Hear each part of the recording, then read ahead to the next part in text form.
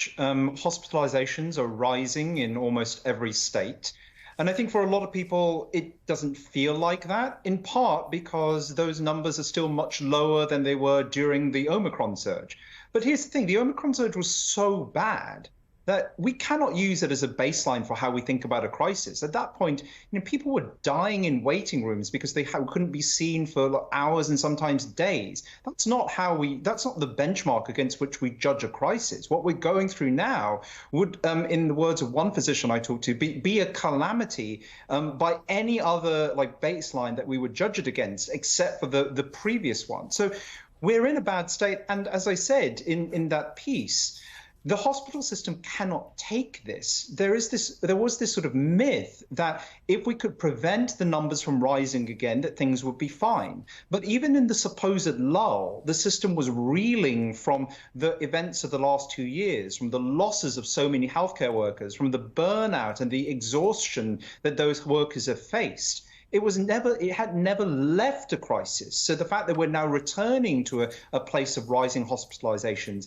is deeply concerning. You referenced understaffing, which of course has been a huge issue. How does that mean then that current healthcare workers are forced to compensate for that understaffing? So they're being asked to take longer shifts, more shifts. They're having to care for more patients. And the burden on them is huge, and sometimes in ways that I think people don't appreciate. It's not just the lack of people, it's also the lack of knowledge. A lot of veteran healthcare workers had left, which means that the overall experience in American hospitals is lower. So younger and novice healthcare workers are having to do things beyond their skill set, and they're having to train the next generation of also inexperienced people. Sometimes it's very difficult to get patients out of a hospital. Long-term care facilities are also short-staffed, which means they can't take on new patients, which means sometimes people are just sitting in beds, taking up space in hospitals, despite the fact that they could ostensibly be discharged somewhere. And then the healthcare workers who are left behind, who haven't quit their jobs, are also facing a volume of patients who are sicker than before because they deferred care during previous surgeries. They're having to do catch-up care from previous surgeries. They're still struggling with supply chain problems.